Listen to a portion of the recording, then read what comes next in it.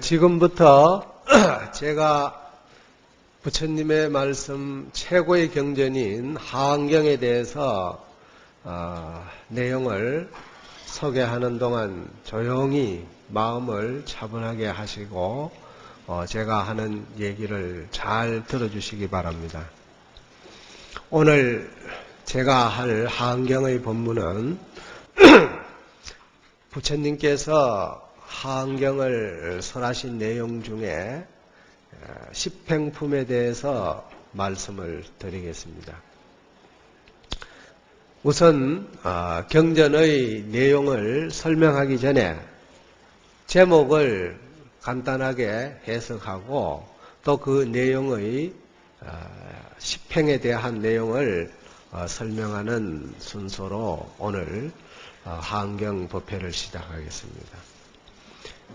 대방강불 하안경이라고 하면 아마 경문에 대해서 그동안 많은 법사 스님들에게 해석을 들었겠지만 제가 이 자리에서 간단하게 해석을 하겠습니다.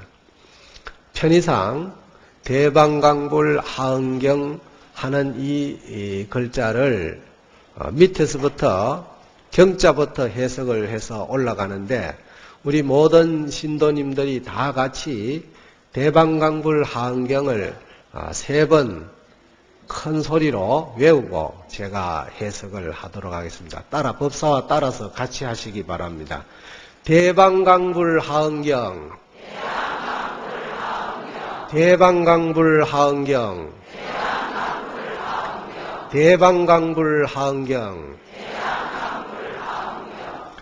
여러분들이 지금 외우신 이 글자의 내용은 정말로 뜻이 깊습니다. 앞서 말씀드린 것과 같이 경자에서부터 해석을 하면 경이라는 것은 뭐냐? 아마 여러분들이 잘 알다시피 경은 길이라는 뜻입니다. 이 세상에서 사람이 살아가는데 가야 할 길이 있고 가지 말아야 할 길이 있습니다. 사람으로서 살아가는 데는 특히 부처님의 제자들이 가야 할 길이 뭐냐 이것을 제시한 내용이 하안경이 되겠습니다. 저게 당나라 때 유명한 규봉이라는 스님은 경자를 해석하기를 경려성묵이라 이랬습니다. 경이라는 것은 마치 먹줄과 같은 것이다. 먹줄이라는 것은 목수가 나무를 벨 때 그 먹줄을 따라서 베면은 나무를 똑 바르게 벨 수 있다는 겁니다. 그래서 목수가 나무를 벨 때는 반드시 먹줄을 튕겨놓고 그 먹줄을 따라서 톱을 들고 베면은 조금 더 나무를 손상시키지 않고 반듯하게 자를 수 있다는 거죠. 목수가 먹줄을 따라서 나무를 베듯이 우리 불제자들은 부처님의 말씀에 따라서 살아가면 반듯하게 살 수 있다는 겁니다. 부처답게 살 수 있다는 겁니다. 보살답게 살 수 있다는 겁니다. 오늘 십행품의 주인공으로 등장하는 이 공덕님의 보살도 바로 10가지의 본원을 과거 부처님들이 실천에 옮긴 것 같이 본인도 그 원을 세우고 그 실천에 옮기는 모습이 등장하고 있습니다. 경이라는 것은 바로 그런 길을 가르쳐주는 겁니다. 그런데 하음이라는 것은 뭐냐? 꽃하자 장음한다는 음자입니다. 꽃으로 장음한다. 우리가 어디를 가든지 외출을 하면은 옷을 입는 것도 신경을 써야 되고 머리 빗는 것도 신경을 써야 되고 다시 말해서 몸 매무새를 잘 갖추려고 노력하지 않습니까? 왜 그렇습니까? 누군가가 나 모습을 보고 추하게 느끼지 않고 기쁘게 느끼게 하고자 하는 뜻이 그 안에는 담겨져 있습니다. 또 집안에 손님이 온다 하면은 청소를 깨끗이 하고 또 내가 사용하고 있는 물품들을 정리정돈을 잘 해놓고 하는 것은 무엇입니까? 집에 찾아오는 손님이 마음을 기쁘게 하고자 하는 뜻이 담겨져 있기 때문에 그렇습니다. 하음은 그와 같은 정성을 상징하는 겁니다. 꽃은 모든 사람의 마음을 즐겁게 하고 있습니다. 꽃을 보고 화내는 사람 보셨습니까? 꽃을 보고 마음이 편치 않다고 생각하는 사람 보셨습니까? 꽃을 보면은 다 즐겁고 꽃을 보면은 마음이 편안해지고 그 꽃에는 표현할 수 없는 향기가 모락모락 솟아나고 있습니다. 그래서 이 세상에는 꽃을 싫어하는 사람은 아무도 없다는 겁니다. 바로 하음이라는 것은 꽃으로 장엄한다는 의미가 담겨져 있습니다. 우리가 살아가는 이 사바 세계를 성인의 세계에서 봤을 때는 아주 추한 세계야. 다시 말해서 오영락과 탐진치, 삼독심이 들끓는 이런 세계지만 우리 중생이 부처의 세계와 같이 꽃으로 장엄을 해서 많은 사람을 기쁘게 해주고자 하는 생각을 가진다면 그게 바로 하음세계다. 앞서 말씀드렸지만은 내가 일상생활 속에서 옷매무새를 깨끗이 가지고 단정하게 가지는 것도 하음이요. 내 집에 찾아오는 손님을 기쁘게 맞이하기 위해서 청소를 깨끗이 하고 향을 사르고 꽃 한 송이를 방 안에 꽂아두는 것도 하음세계예요. 그러니까 하음세계라는 것이 부처님 경전 중에서 최고의 경전이라 하지만 결국은 뭐냐? 우리 생활 속에서 살아가는 모습을 깨끗하게 장엄하는 생각을 가진 사람은 바로 하음세계를 창조하는 것이다. 제가 얘기하는 것이 어렵습니까? 어렵지 않습니까? 쉽게 이해할 수 있죠? 경전이라는 것은 어렵게 생각하면 안 됩니다. 부처님께서는 우리들이 일상생활 속에서 실현 가능한 가장 보편적이고 합리적이고 타당한 말씀을 하신 겁니다. 그런 내용을 우리가 실천에 옮기는데 비용이 들어갑니까? 안 들어갑니까? 돈 주고 사올 수 있습니까? 사올 수 없습니까? 비용도 필요 없고 돈 주고 사지 않아도 내가 가지고 있는 정성만 들이면 가능한 겁니다.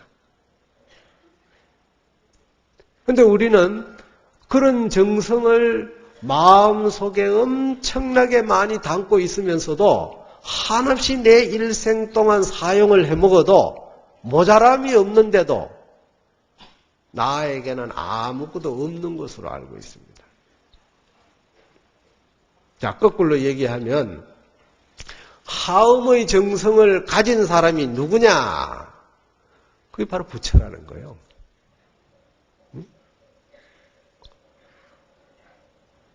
부처다 이거예요. 부처는 뭐냐? 바로 대방광이라고 하는 우주 만유의 이 속에서 가진 하나의 생명체다 이런 뜻입니다. 그러니까 바른 길을 가고 하음 세계를 창조하는 사람이 부처고 그 부처는 우주 만유 속에서 살아가고 있는 모든 저마다의 생명체를 말하는 것이다. 그게 대방광불하한경이에요. 그러니까 여기에 있는 모든 불제자들은 다 우주 속에서 살아가는 하나의 생명체로 존재하기 때문에 모두가 부처야. 그렇기 때문에 그런 부처는 내가 남에게 돈 주고 사오지 않아도 내가 일생을 써먹어도 모자람이 없는 하음의 정성을 가지고 있습니다. 하음할 수 있는, 꽃으로 장엄할 수 있는 무한한 정성을 내 이 마음속에 가지고 있는 거예요. 그런데 어디 가서 찾아야 되느냐 이거예요. 여기에 앉은 분들이 전부 다 몇 분인지는 모르겠습니다만 1000명이라면 1000명의 부처요. 10,000명이라면 10,000명의 부처가 이 자리에 있는 겁니다.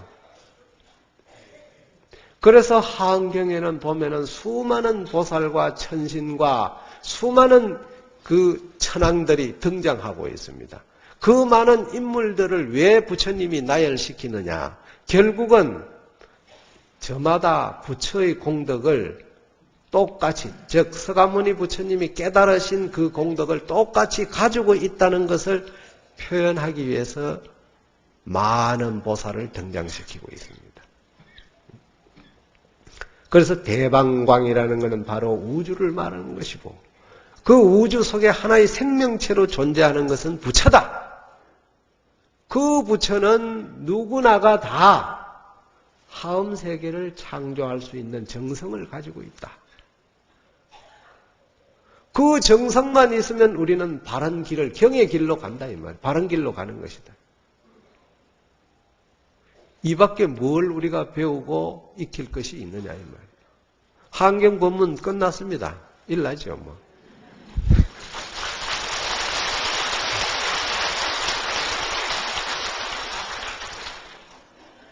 우리가 항상 부처 얘기를 하고 있지만 사실은 우리 중생이라는 것은 박지범부라고 그러지 않습니까? 박지라는 건 뭐냐? 지혜가 얇다는 거예요. 지혜가 이게 좀 두터워야 되는데 부처인 줄을 알지만은 그것을 내가 실천에 옮기는 데는 부처답지 못하고 중생답게 어리석게 행동하기 때문에 문제라 이겁니다. 이 한경 법문 중에 우리가 전체를 경을 묶어서 하는 말이 중생과 부처와 마음이 이 셋이 차별이 없다. 똑같다. 바로 그것이 경 제목의 뜻을 가장 아주 명료하게 표현한 얘기입니다. 자, 여러분들의 이 육신 안에는 뭐가 있습니까? 마음이라는 게 있습니다. 그런데 부처님은 하나의 마음으로 살아가는데 우리는 어떻게 살아갑니까? 두 개의 마음으로 살아갑니다. 하나는 진실한 마음이고 하나는 거짓된 마음이에요. 두 가지 마음을 가지고 가면서 내한테 이로울 때는 엄청나게 사람이 악해져 선해지는데 내한테 불리하면 사람이 악해지는 거예요. 응? 본래 악한 사람과 본래 선한 사람이 있는 게 아니고 정말로 우리는 살아가는데 선한 쪽으로 써야 할 때는 악한 쪽으로 쓰고 악한 쪽으로 정작 써야 할 때는 선한 쪽으로 쓰는 거예요. 그것이 바로 역류중생이라는 겁니다. 거꾸로 가는 거꾸로. 정말로 부처님의 말씀에 따라서 잘 가야 되는데 잘못 가니까 살아가는데 착한 마음과 선한 마음을 두 가지를 가지고 가는데 우리는 어느 쪽 마음을 가지고 살아야 되느냐. 선한 쪽으로 마음을 가지고 살아야 된다는 걸 잘 알면서도 과연 이게 실천에 옮겨지느냐 이게. 잘 안 되죠. 이것이 왜 그러냐 하면은 과거 수많은 생을 이어서 살아오면서 그 무명업식이 쌓이고 쌓여가지고 이게 쉽게 안 지워지는 거예요.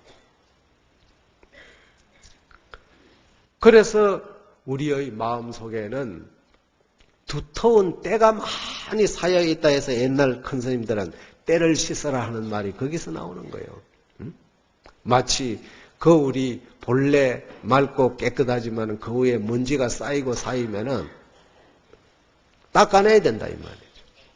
그래서 여러분들이 법문을 한 번 들으면은 제가 앞서도 말씀드렸지만 이치는 환하게 알지만 실천에 옮겨지지 않기 때문에 반복해서 자꾸 들어야 된다는 거예요. 그런데 이렇게 반복해서 듣고 수행하는 것을 뭐라고 하느냐? 이것을 우리는 공덕이라고 합니다. 바로 이 십행품의 10가지의 행을 실천에 옮기는 주인공이 누구냐? 공덕님 보살입니다. 공은 무엇이고 덕은 무엇이냐? 공이라는 것은 열심히 뭔가 닦아낸다는 거죠. 닦아내는 그런 노력과 정성을 말하는 것이고, 덕이라는 것은 그 닦아내고 난 이후에 나타나는 결과를 말하는 것이다. 그러니까 중생은 수행하지 않고는 하음 세계를, 부처 세계를 창조할 수가 없다. 결국은 우리는 수행을 통해서 하음 세계를 하고 부처를 우리가 구현해낼 수 있다. 내가 바로 부처의 모습으로 돌아갈 수 있다는 겁니다. 자, 앞서도 우리가 법문을 청하는 가운데 상기일을 하더라고요. 거기 보면은 기불, 기법, 기성이라고 되어 있죠. 부처님께 돌아가 의지하고 부처님의 가르침에 돌아가 의지하고 부처님의 제자인 성현들께 돌아가 의지합니다. 여러분들이 그 말을 지금까지 외우면서도 내가 부처고 내가 법이고 내가 성이라는 생각 해봤습니까? 나 밖에 부처가 있고 나 밖에 법이 있고 나 밖에 성이 있어서 그 상대에게 예를 올린다고 생각을 했지, 내가 부처고 내가 법이고 내가 성현이라고 하는 마음으로 기한다는 생각을 해보셨습니까? 바로 이 순간부터 여러분들은 상기를 하는 목적이 뭐냐? 내가 부처가 되겠습니다. 내가 법이 되겠습니다. 내가 성현이 되겠습니다 하는 원력이 그 속에 담겨 있어야 공덕님이 되는 겁니다. 공덕이 된다는 거죠. 그런 공을 우리가 닦지 아니하면 덕이라고 하는 부처와 같은 무한한 덕성을 가진 그런 마음, 지혜의 마음을 우리가 개발할 수가 없습니다. 내가 부처라고 했을 때 내가 행동하는 언어나 행동 거지가 모두가 모든 사람에게 모범이 되잖아요. 모든 사람에게 모범이 되기 때문에 그 자체가 법이다 이 말이에요. 법이라는 것은 상대적이지 혼자서는 법이 필요 없어요. 인간이 살아가는데 더불어 살아가는 중생과 부처의 세계에서 법이 필요하지 부처의 세계에서만은 법이 필요 없어요. 그런데 우리는 중생 세계에 살면서 부처와 같은 모습을 드러내는 것이 법이다. 왜냐? 내가 행동하는 것은 모든 사람의 모범이 되고 모든 사람이 그와 같이 따라하기 때문에. 그러니까 내가 법주야. 내가 부처로서 내가 법을 창조해내는 거예요. 따로 법이 있는 게 아니다. 한경 보면은 결국 그런 것을 얘기하는 겁니다. 그렇게 인식을 가지고 내가 살아갈 때 모든 사람들이 나를 존경하기 때문에 성보라는 걸 부처님 진정한 제자요 또 성현의 지위에 올랐다 이렇게 얘기를 하고 있습니다.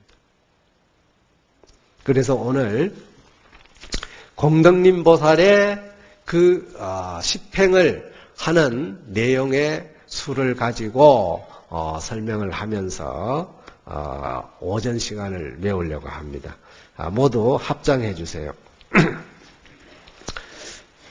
그때에 공덕님 보살이 부처님의 실력을 받들어 보살선 사유삼매에 들어서 이 삼매에 들어가서는 시방에 각각 만 불찰미진 수세계 밖을 지나서 만 불찰미진 수 제부처님이 나니 나호를 공덕님이라 하여 그 앞에 나타났으니 공덕님 보살에게 일러 말씀하시되 선제라 불자야 이제 능히 이 선사유 삼매에 들어가나니 선남자야 시방의 강 만불찰미진수 이름이 같은 모든 부처님이 함께 너에게 갚이 하나니 또하니 비로자 나열애께서 옛날에 세우신 원력과 위실력과 모든 보살의 중성건력이라 하나니 너로 하여금 이 삼매에 들게 해서 법을 연설케 하나니라. 나무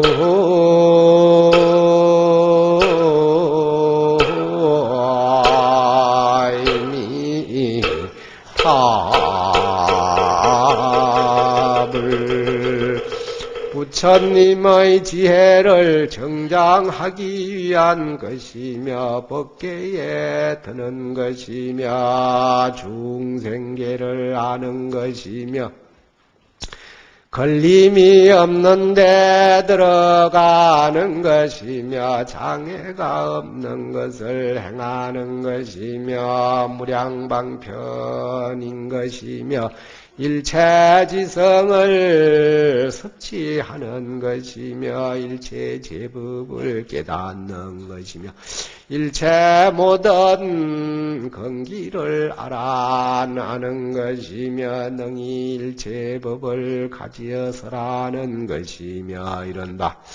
모든 보살의 10가지 행을 발심에 일으키는 거니라.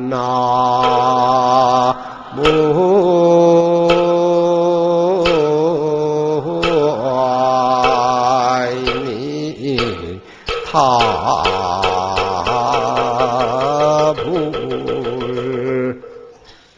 바로 공덕님 보살이 원을 세워서 과거의 모든 부처님이 행하신 그 원력을 가지니까 그 많은 수많은 세계의 부처님들이 공덕님 보살 앞에 나타나서 칭찬을 하시고 바로 너가 삼매에 들어서 중생을 위하여 설법을 하고 부처님의 지혜를 정장시키고자 하는 이런 생각, 또 법계에 들어가고자 하는 생각, 또 걸림이 없는 그런 생각, 장애가 없는 생각, 또 방편이 무량한 생각, 또 일체지성을 섭취안을 하려고 하는 생각, 일체법을 깨닫고자 하는 것, 일체성건을 모든 근기를 다 알아볼 줄 아는 것, 일체법을 능히 가지고 설하려고 하는 이런 모든 것들은 보살이 10가지의 행을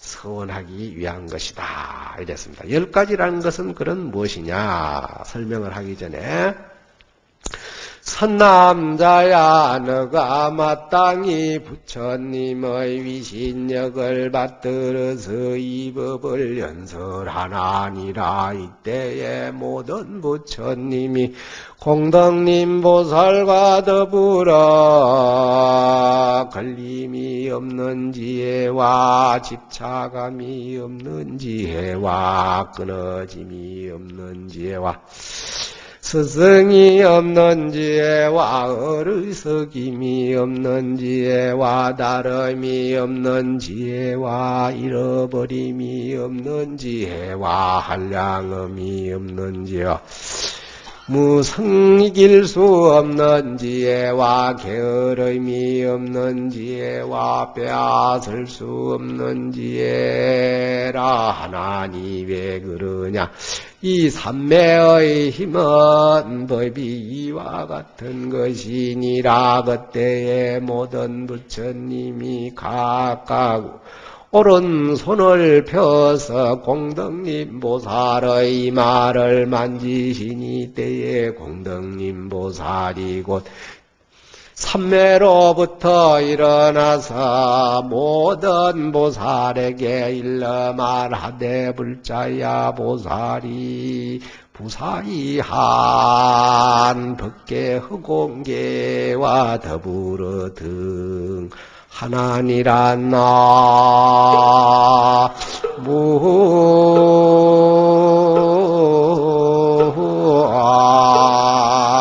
나무아이미 타불.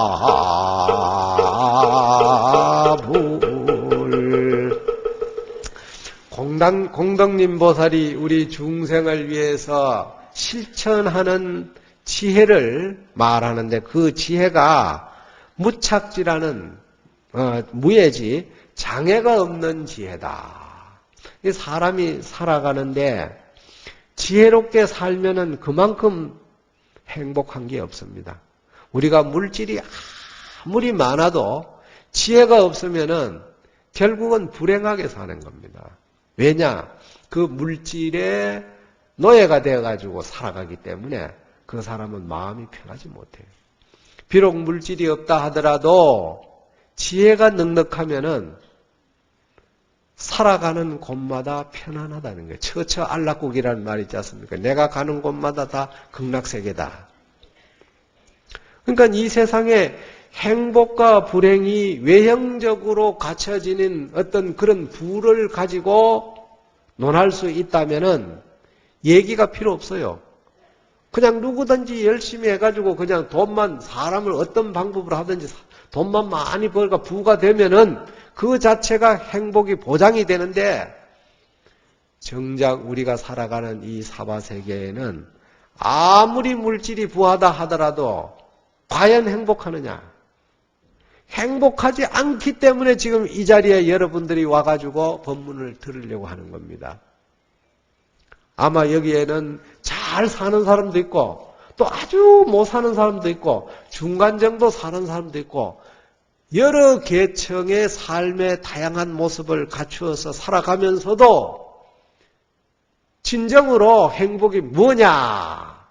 이렇게 물었을 때 그것을 확실하게 느끼고 대답할 수 있는 사람이 몇 안 됩니다. 그건 왜 그러냐? 결국은 지혜가 얇기 때문에 그래요. 지혜가 없어서 그런 거예요. 지혜와 어리석음의 내용을 가지고 제가 잠깐 한 말씀 드려보겠습니다. 옛날에, 아주 오랜 옛날에 호랑이와 토끼하고 뚜꺼비가 산길을 가다가 큰 떡시리를 하나 발견한 거예요. 떡을 서로 먹으려고 싸움이 벌어져서 난리를 지기니까 그 중에 호랑이가 기운이 제일 센 거예요. 아니, 힘센 놈이 먼저 먹어야 된다고 대드니까 토끼란 놈이 얼마나 또 깨가 많아. 그러니까 아이 사람아 그러지 말고 응? 그래도 온율빛이 하루빛이 어디라고 이 세상에 그래도 한 살이라도 더 문 사람이 먼저 먹어야지 힘세다고 먼저 먹는 게 아니야. 그러니까 호랑이가 너는 그럼 언제 태어났냐니까 나는 아주 옛날 태고적부터 태어났기 때문에 내가 나이가 제일 많다 이거야. 응? 그러니까 아무 소리 안 하고 있던 뚜꺼비가 옆에 있더만은 눈물을 뚜덕뚜덕 흘리는 거야. 너 왜 우느냐? 한 사람은 자네가 태고 쪽에 태어났다 하니까 내 아들이 태고 쪽에 죽었는데 갑자기 아들 생각이 나서 내가 우네. 그러고 보니 결국은 뚜꺼비가 제일 오래된 거야. 근데 뚜꺼비가 먹으려고 하니까 힘센 호랑이가 어림도 없는 거예요. 그러니까 할 수 없이 꽤 많은 토끼가 묘안을 짜낸 것이 우리가 이러지 말고 우리 여기서 떡시리를 밑으로 굴러가지고 제일 먼저 쫓아가는 놈이 주워먹자 이거야.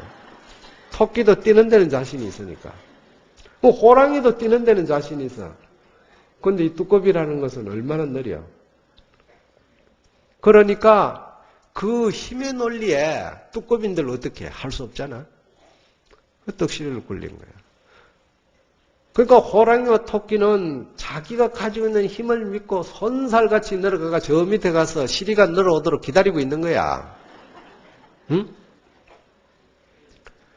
그럼에도 불구하고 뚜꺼비는 좌절하지 않고 엉금엉금 기어간 거야. 그런데 토끼하고 호랑이는 저 아래 내려가서 떡시리가 늘어오도록 기다리고 있는데 조금 있으니까 막 굴러 늘어오거든. 근데 보니까 알맹이는 없고 시리만 늘어오는 거야. 응? 할 수 없이 두꺼비는 그래도 용기를 잃지 않고 엉금엉금 기어가다 보니까 이 시리가 굴러가다가 알맹이는 빠지고 껍데기만 굴러가 버린 거야. 참말로 이게 웬 떡이냐 이거지. 그 떡을 주워 먹었단 말이야. 이거 나중에 이제 하도 열받아가지고 이 호랑이하고 토끼가 쫓아 올라와서 보니까 두꺼비가 떡을 다 먹었거든. 너 이럴 수 있느냐 이거지. 아니 이럴 수 있는 게 자네들이 제안한 내용에 나는 따라갔지 않냐 이거야. 정 그렇게 떡이 먹고 싶으면 우리 집에 가자 이게. 오늘 우리 아들놈 제사인데 떡을 아주 그냥 맛있게 해놨으니까 내가 대접을 하겠다고. 그걸 데리고 갔단 말이야. 어디 큰 바위 밑에 가더니만은 조그만 구멍에 쏙 들어가더니만은 빨리 들어와서 먹으라 이거야.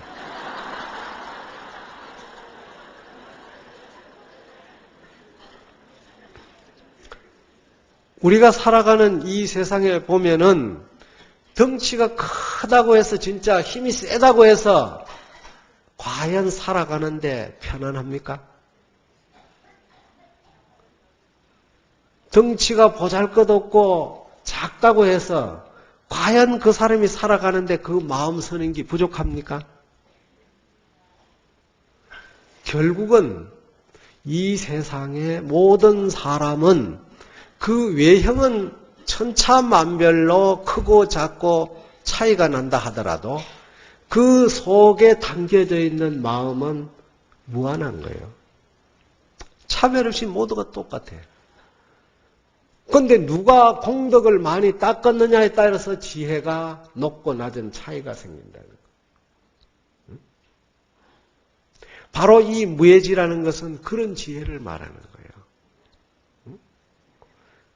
뿐만 아니라 이 공덕님 보살은 무착제, 집착이 없는 지혜를 가지고 있고 끊어짐이 없는 지혜를 가지고 있고 또 누구에게 이어받는 지혜가 아니라 모든 사람에게 다 전달해 줄 수 있는 지혜, 또 어리석음이 없는 지혜, 무치지. 어리석음, 우리는 살아가는데 참 어리석은 생각을 많이 합니다. 왜 어리석은 생각을 많이 하느냐? 후회를 하기 때문에. 어리석기 때문에 후회를 하는 거예요. 어리석지 않는 사람은 후회할 일이 없습니다.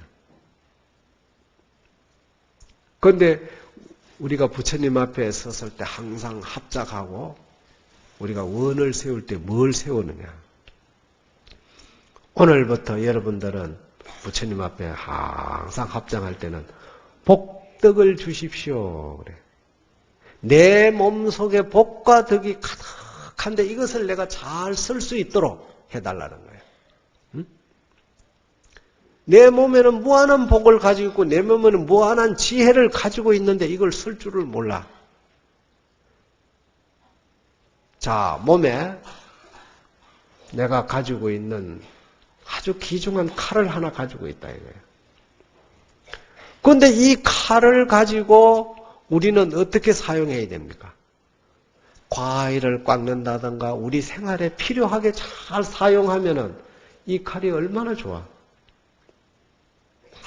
그런데 이것을 남에게 해치는 쪽으로 사용을 하면은 뭐냐? 이거는 살인무기가 된다. 지혜는 칼과 같은 거예요. 그래서 우리는 검을 지혜에다 비유하는 겁니다. 그런데 우리가 가지고 있는 이 마음이라는 것은 육식이라고 그래서 아니비 설시 이마다 식이라는 저 인식하는 식자를 갖다 붙여놓는 이유가 뭐냐? 무언가 상대를 통해서 작용을 일으키기 때문에 인식, 식이라는 게 들어붙는 겁니다. 그래서 아는 안식, 눈은 상대에 나타나는 그 물체가 구별을 해가지고 내가 좋은 쪽으로만 자꾸 생각하는 거야. 응? 그래서 내가 안 좋은 거는 거부해버리고 부정해버리고 그래서 빨간색 좋아하는 사람은 노란색 가져오면 막 싫어하거든. 그러니까 눈이 그런 차별상을 일으키기 때문에 바로 그 지혜가 온당하게 평등하게 사용되지 않는다는 겁니다. 그래서 그 식을 잘 고를 수 있는 것이 뭐냐?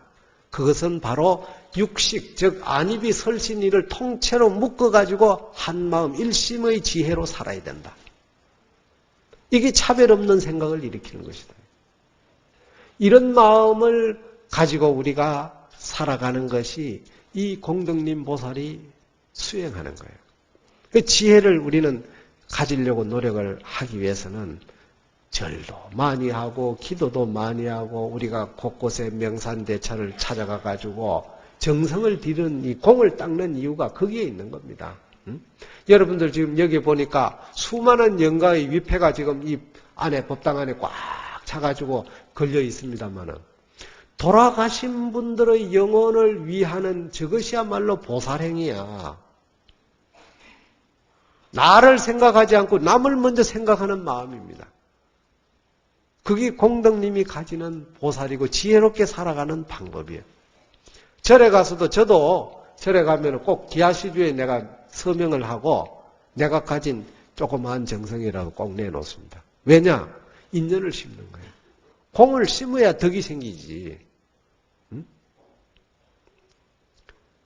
그런데 우리가 어리석게 살아가면은 옛날에 어떤 사람이 이런 일이 있어요. 얼마나 어리석었냐 하면 동네에서 자기 신랑이 전쟁터에 나갔는데 어느 날 편지가 하나 날라왔는 거예요.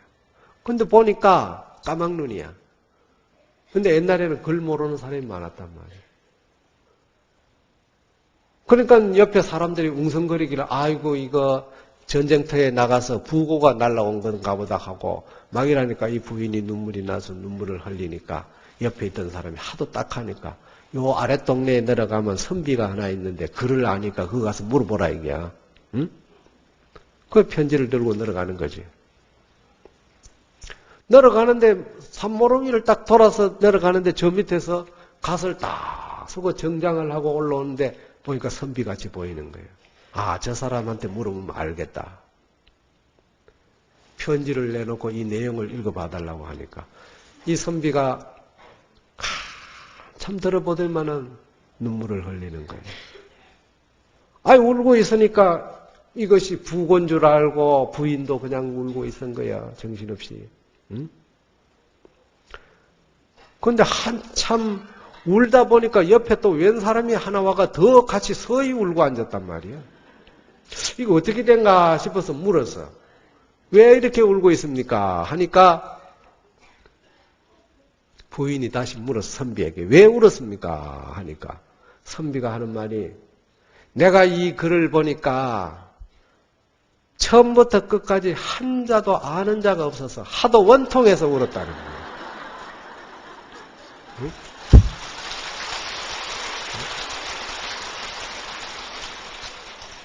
그런데 옆에 또 한 사람이 울고 있으니까 그 사람은 또 왜 우는가 싶어서 당신은 그럼 왜 여기서 우느냐 물으니까 나는 길을 가는 나그네인데 이 산모롱이를 돌아가다 보니까 두 사람이 울고 있기에 이거는 울고 넘는 고개인 줄 알고 여기서 내가 울었다.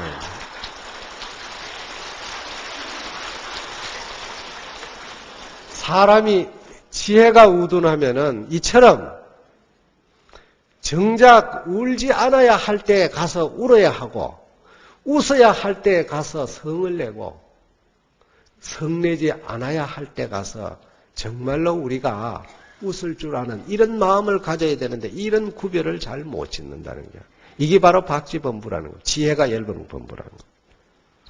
또 중생이 공덕님 보살이 가지고 있는 지혜는 부처님이 가지고 있는 지혜와 다름이 없고 이런 지혜는 이점이 없고 또 한량없는 지혜 또 무한한 수상한 지혜 게으름이 없는 지혜 빼앗을 수 없는 지혜 이런 지혜를 부처님이 공덕님 보살에게 칭찬해 말씀하시고 공덕님 보살이 삼매에서 나와가지고 중생을 위해가지고 바로 10가지의 행을 실천하고자 하는 원력을 세우고 있습니다. 이 10가지에 대해서 간단하게 설명을 하고 오후에는 이 10가지의 실천 방법을 설명하면서 오전 법문을 마치려고 합니다.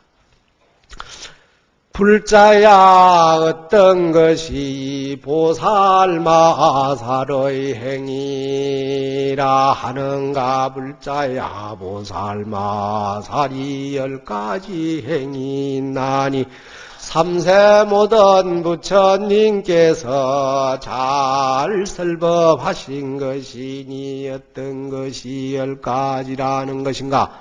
첫째는 한이행이요, 둘째는 요익행이요, 셋째는 무위역행이요, 넷째는 무구려행이요, 다섯째는 무칠한행이요, 여섯째는 선연행이요, 일곱째는 무착행이요, 여덟째는 난덕행이요, 아홉째는 선법행이요, 열째는 진실행이니 이것이 열이 되나니라. 불자야 어느 것이 보살의 마살의 한이행이라는가.